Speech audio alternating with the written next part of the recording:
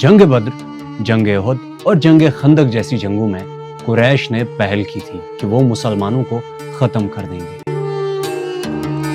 जाहिर है मुसलमान कम तादाद में थे, लेकिन इस्लाम अपने अरूज की परवाज पहली वही से ही बढ़ चुका था और ऐसे मकाम पर पहुंच चुका था जहां कुरैश अब एग्रीमेंट यानी कि सुलह करना चाहते थे। जी हाँ, इस सुलह को हम सुलह हुदैबिया के नाम से जानते हैं। इतना ही नहीं, वो इस सुलह को कायम ही नहीं बल्कि बरकरार रखने की भी कोशिशें कर रहे थे। इस सुलह में मुसलमानों और कुरैश के बीच में ये एग्रीमेंट हुआ कि हम आपस में 10 साल तक जंग नहीं करेंगे। इसका एक पॉइंट उम्रा का भी था जो कि अगले साल होने वाला था, और साथ ही साथ अगर किसी ने भी जंग की पहल की तो सुलह खत्म।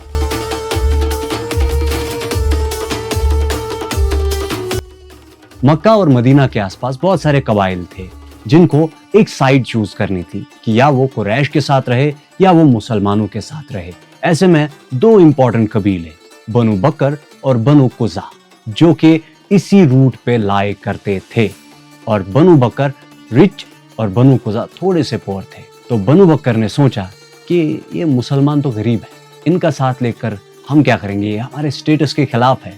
तो उन्होंने कुरैश का साइड लिया और बनु कुजा जो कि कमजोर थे उन्होंने मुसलमानों की साइड ली, क्योंकि उनके पास कोई ऑप्शन भी नहीं था।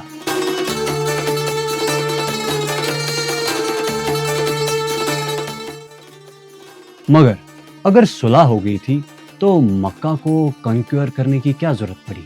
क्यों रसूलुल्लाह सल्लल्लाहु अलैहि वसल्लम ने 10,000 की फौज तैयार की मक्का फतह करने के लिए?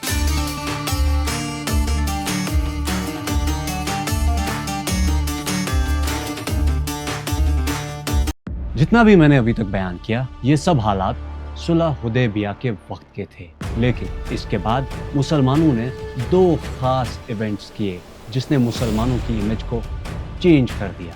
नंबर 1, खैबर। जी हाँ, Khyber one of the richest and powerful किला माना जाता था उस वक्त, और मुसलमानों ने इस किले को फतह कर लिया।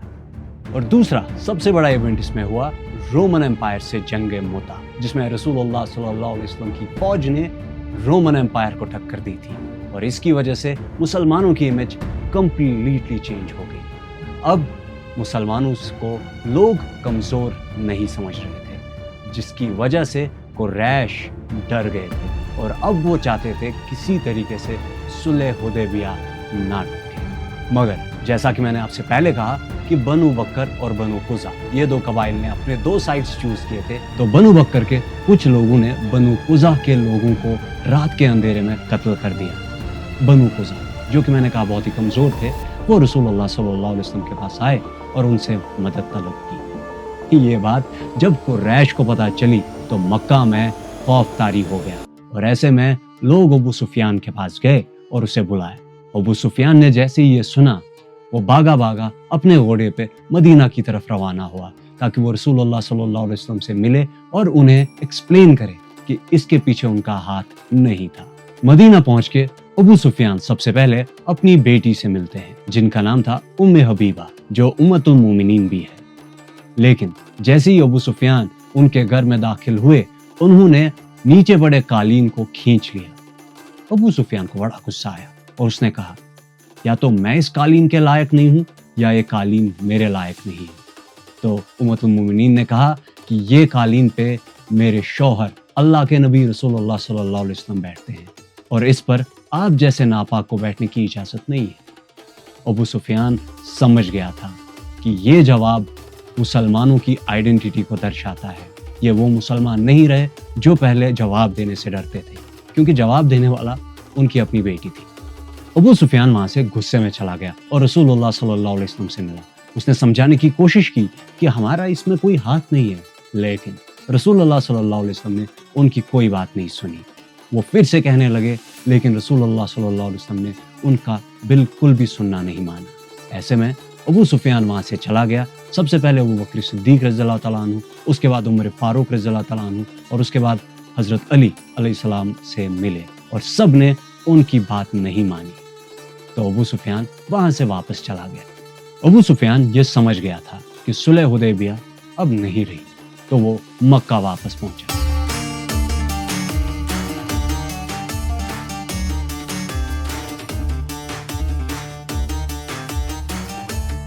मक्का के लोगों को इनिशियली लगा कि अबू सुफियान शायद कामयाब होकर लौटा है, लेकिन ऐसा बिल्कुल भी नहीं था। अबू सुफियान ने जब सबको बताया कि सुलह हुदैबिया अब नहीं रही, अब हमें मुसलमानों से कोई नहीं बचा सकता, तो पूरे मक्का में एक खौफदारी हो गई। उसके बाद जो हुआ वो रसूलुल्लाह सल्लल्लाहु अलैहि वसल्लम की ज़हानत और जंग की स्ट्रेटजी का एक बेहतरीन नमूना है। रसूलुल्लाह सल्लल्लाहु अलैहि वसल्लम ने बिना किसी को बताए जंग की तैयारी शुरू कर दी। किसी को समझ भी नहीं आ रहा था कि हो क्या रहा है, लेकिन 10,000 की फौज को तैयार किया जा रहा था जंग के लिए, मक्का को फतह करने के लिए। लेकिन ये सब सीक्रेटली हो रहा था, यहाँ तक कि अबू बकर सिद्दीक रज़ियल्लाहु तआला अन्हु ने आयशा सिद्दीका रज़ियल्लाहु तआला अन्हा से पूछा कि आखिर हम जंग कर रहे हैं क्या? तो आयशा सिद्दीका ने कहा, मुझे तो कुछ पता ही नहीं है। उन्हें भी बिल्कुल कुछ नहीं पता था। और ये थी स्ट्रेटजी रसूलुल्लाह सल्लल्लाहु अलैहि वसल्लम की। उन्होंने एक छोटे दस्ते को तैयार किया और उसे रोमन्स की तरफ भेजा, ताकि लोग कंफ्यूज हो जाए कि हम हमला रोमन्स पे कर रहे हैं। मक्का तो दूर की बात है, मक्का से, लेकिन तैयारी जो हो रही थी वो इस्लाम की हिस्ट्री बदलने की हो रही थी। यहाँ पर एक ट्विस्ट आता है। रसूलुल्लाह सल्लल्लाहु अलैहि वसल्लम के एक ट्रस्टेड सहाबी जिनका नाम था हातिब, हातिब ने एक खत लिखना शुरू किया कि मदीना में जंग की तैयारियां हो रही है, और एक औरत को वो खत दिया कि वो ये मक्का लेकर जाए।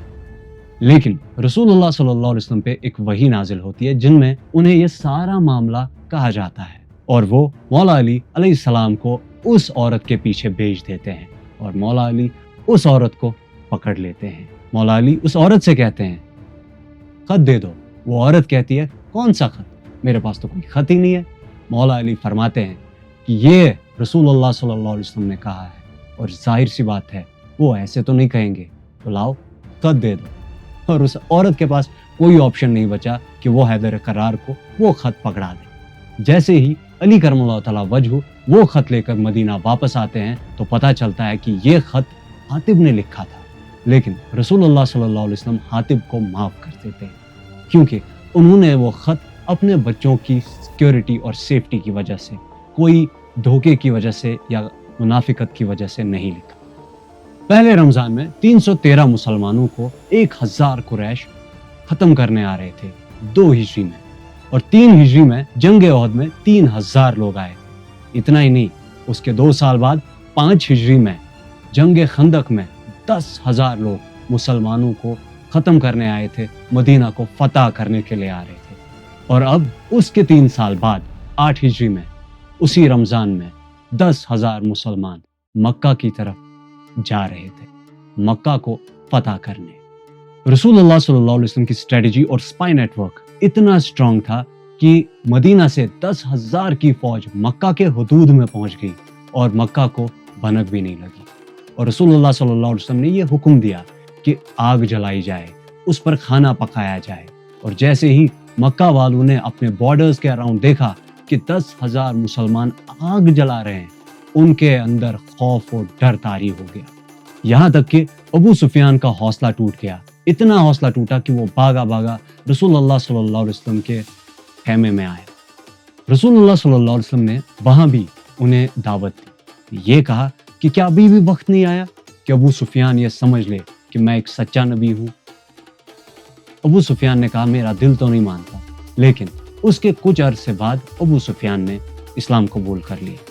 रसूलुल्लाह सल्लल्लाहु अलैहि वसल्लम ने यह हुक्म दिया कि अबू सुफियान को सबसे ऊंची जगह पर खड़ा किया जाए, ताकि वो देखे जिन मुसलमानों को उसने मदीना से बाहर निकाला था वो आज मक्का को कैसे फतह कर रहे हैं। 8 साल पहले का वो वक्त जब चंद मुसलमान मक्का छोड़कर जा रहे थे, जब रसूलुल्लाह सल्लल्लाहु अलैहि वसल्लम महज एक इंसान के साथ मदीना की तरफ हिजरत कर रहे थे। और आज वही मोहम्मद सल्लल्लाहु अलैहि वसल्लम 10,000 लोगों के साथ मक्का के दहलीज पे खड़े थे।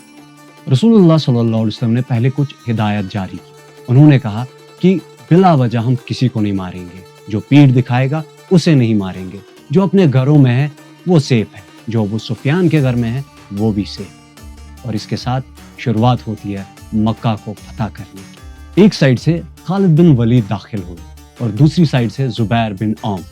कुछ लोगों ने फिर भी लड़ने की कोशिश की, जिन्हें खालिद बिन वलीद ने चंद मिनटों में ही साफ कर दिया। रसूलुल्लाह सल्लल्लाहु अलैहि वसल्लम भी मक्का में अल्लाह का शुक्र करते हुए दाखिल हुए और वो काबे के पास पहुंचने लगे। और जैसे ही वो काबा के पास पहुंचे, उन्होंने देखा काबा का दरवाजा तो बंद है, उस पे ताला लगा हुआ है। तो उन्होंने फिर से मौला अली अलैहिस्सलाम को बुलाया और उन्हें कहा चाबियां ले। जैसे ही हजरत अली करमुल्लाह तआला वजहू उस्मान बिन तलहा के पास चाबियां लेने गए तो उन्होंने इनकार किया, लेकिन हजरत अली करमुल्लाह तआला वजहू ने उनसे वो चाबियां छीन ली। और जैसे ही वो रसूलुल्लाह सल्लल्लाहु अलैहि वसल्लम के पास आए तो अल्लाह की तरफ से वही नाजिल हुई कि उस्मान को वो चाबियां वापस दे दी जाए। हजरत अली करमुल्लाह तआला वजहू ने उनसे माफ़ी मांगी और उन्हें वो चाबियां वापस दी। तो हजरत अली करमुल्लाह तआला वजहू का ये रवैया देखकर वो मुसलमान हो गया। तो रसूलुल्लाह सल्लल्लाहु अलैहि वसल्लम को वो चाबियां दे दी। रसूलुल्लाह सल्लल्लाहु अलैहि वसल्लम ने उनको दुआ दी, ये चाबियां तुमसे और तुम्हारी औलाद से कोई नहीं छीन पाएगा तब तक जब तक एक जालिम हुक्मरान नहीं आता और वो तुमसे ये चाबियां नहीं छीने। और आज 1400 साल बाद भी ये चाबियां उन्हीं के खानदान के पास है। रसूलुल्लाह सल्लल्लाहु अलैहि वसल्लम ने मक्का में पड़े सारे 360 बुतों को तोड़ना शुरू कर दिया और मक्का को सैक्रेड सिटी डिक्लेयर कर दिया, जिसे हम बैतुल हरम कहते हैं। रसूलुल्लाह सल्लल्लाहु अलैहि वसल्लम ने मक्का के लोगों को इकट्ठा किया, जैसा कि उनको लगा था कि हमने इनके साथ बहुत जुल्म और तशद्दुद किए तो ये उनका बदला ज़रूर लेंगे। लेकिन रसूलुल्लाह सल्लल्लाहु अलैहि वसल्लम ने सबको माफ़ कर दिया, यहाँ तक कि माले गनीमत भी नहीं लिया और ये डिक्लेयर किया जो लोग अपने घरों में हैं वो सेफ है, जो अबू सुफियान के घर में है वो सेफ है। और अबू सुफियान उस ऊंची जगह से ये सब देख रहा था। कुछ अरसे बाद रसूलुल्लाह सल्लल्लाहु अलैहि वसल्लम वापस अपने कैपिटल सिटी मदीना चले गए। लेकिन इसके बाद एक और जंग हुई और उस जंग में एक शख्स अकेला 700 किलोमीटर चलते हुए गया ताकि वो इस जंग को लड़े, क्योंकि अल्लाह की तरफ से वही आई थी जो इस जंग में ना लड़े वो मुनाफिक। हजरत अबू ज़र गफ़ारी। सब्सक्राइब।